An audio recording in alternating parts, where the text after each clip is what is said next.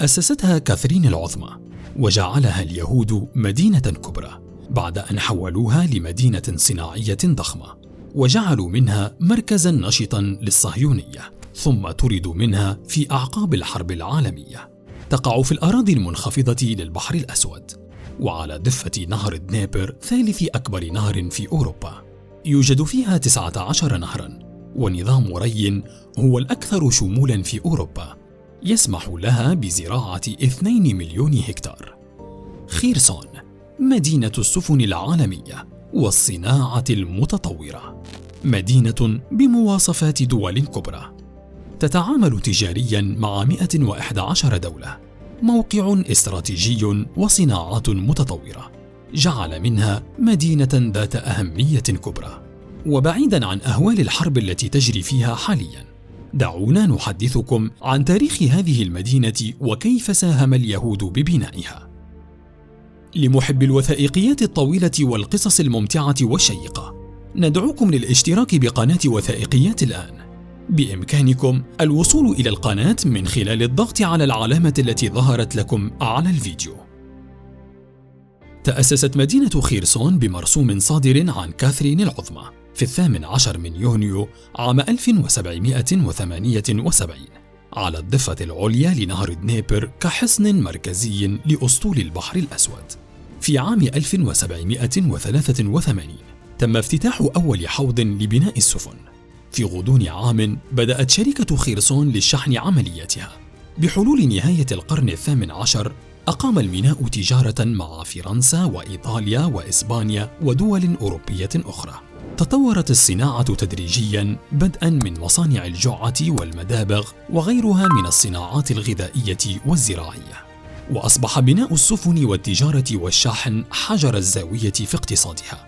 كما أصبحت المدينة مركزا ثقافيا به مدرسة دينية ومكتبة عامة للمعلمين ومتحف للآثار. في عام 1897 كان عدد سكان المدينة 590,076 نسمة، نصفهم من الروس، و30% كيهود، و20% أوكرانيون. في عام 1920 وقعت المدينة تحت احتلال الجيش الأحمر البولشوفي، وتم دمجها مع جمهورية أوكرانيا الاشتراكية السوفيتية. وفي ذلك العام وقعت مجاعة كبرى أدت إلى انخفاض السكان إلى النصف.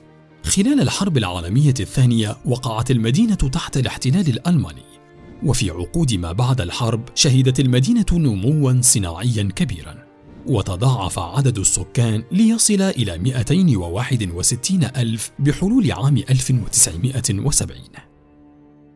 يهود خيرسون.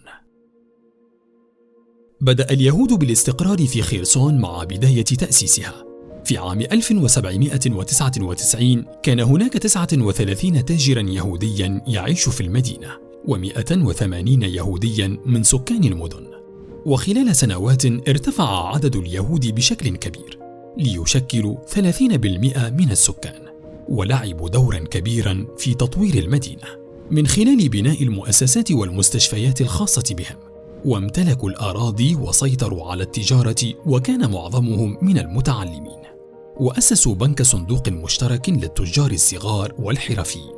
مع نهاية القرن التاسع عشر أصبحت خيرسون مركزاً نشطاً للصهيونية، بعد أن أسسوا المدارس وقاموا بتدريس اللغة العبرية، كما أسسوا المصانع وعملوا فيها.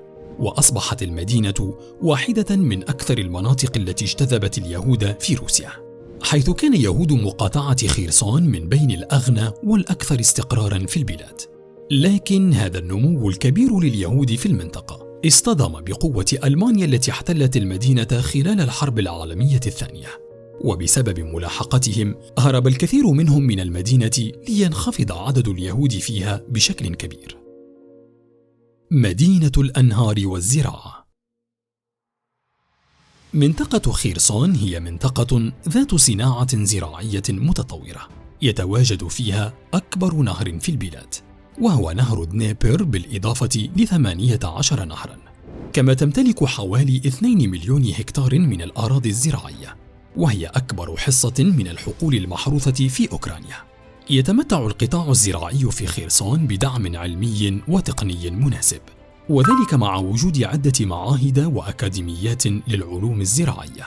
كما تنتج الشركات الزراعية في منطقة خرسون منتجات عالية الجودة، وتنتج ما يكفي من الغذاء لتلبية احتياجات المنطقة، وبذلك أصبحت خرسون منتجاً رائداً للخضروات في أوكرانيا. ففي عام 2012 جمع أكثر من 2,000,000 طن من تلك الخضروات، وأهم الخضروات المزروعة هي الطماطم والملفوف والبصل والباذنجان. المحاصيل الأخرى ذات الأهمية الكبرى هي عباد الشمس وفول الصويا، بالإضافة إلى محاصيل الحبوب المزروعة تقليدياً. وتحتل صناعة الأغذية والتجهيز مكانة رائدة في هيكل الاقتصاد الإقليمي، تتألف من أكثر من 90 شركة كبيرة و300 شركة صغيرة ومتوسطة الحجم، تنتج مجموعة واسعة من المواد الغذائية، من مصانع معالجة اللحوم والحليب إلى مصانع الزبدة والمخابز والدقيق والمعجنات. مدينة السفن. تبلغ مساحة خرسون 25,000 كيلومتر مربع، أي ما يعادل 4.7% من أراضي أوكرانيا. تتكون من 12 منطقة إدارية و8 مدن وأكثر من 800 قرية. يبلغ عدد سكان المنطقة 1.1 مليون نسمة. يعيش ما يقرب من 40% من سكانها في المناطق الريفية. يعتبر الموقع الجغرافي لخرسون هو السمة الرئيسية للمدينة، حيث تقع في حوض أزوف على البحر الأسود وحوض نهر دنيبر، لذلك أصبحت منطقة عبور ذات نظام نقل قوي يتكون من السكك الحديدية والطرق البحرية والنقل النهري والبري. ساهمت كل هذه العوامل في لعب منطقة خرسون دورا مهما في إنشاء روابط النقل الدولية والإقليمية، من خلال الموانئ البحرية التجارية والموانئ النهرية، وآلاف الكيلومترات من السكك الحديدية وشبكات الطرق التي تربطها بجنوب شرق أوروبا والقوقاز والشرق الأوسط. تتعامل مرافق ميناء خرسون مع حجم كبير من الصادرات والواردات من العديد من البلدان حول العالم، ليصل عدد الدول التي تمارس خرسون معها نشاطاً تجارياً إلى 111 دولة. يتكون المجمع الصناعي للمنطقة من أكثر من 200 مؤسسة من مختلف فروع النشاط الاقتصادي، مثل هندسة الآلات والصناعات الغذائية والتجهيزية والصناعات الكيميائية وتوليد الطاقة الكهربائية. مع ذلك لا تزال صناعة بناء السفن تقليدياً تحظى بالأولوية، حيث توفر شركات بناء السفن في خرسون دورة إنتاج كاملة، من السفن ذات الإنتاج المتسلسل إلى إصلاحها. أكبر الشركات في هذه الصناعة هي بلادا وكيرسون شيبيارد، وتقوم هذه الشركات بتصدير الأرصفة العائمة الحديثة لإصلاح السفن إلى العديد من دول العالم. كما تعتبر هندسة الآلات من أهم الفروع الصناعية في البلاد، حيث تقوم شركات كيرسون بإنتاج آلات كهربائية ومعدات لحام خاصة وآلات زراعية وجرارات وطائرات خفيفة ذات محرك واحد وهياكل هيدرولوكية. أما مصانع الصناعات الكيميائية تنتج مجموعة واسعة من المنتجات مثل المستحضرات الصيدلانية ومواد الطلاء.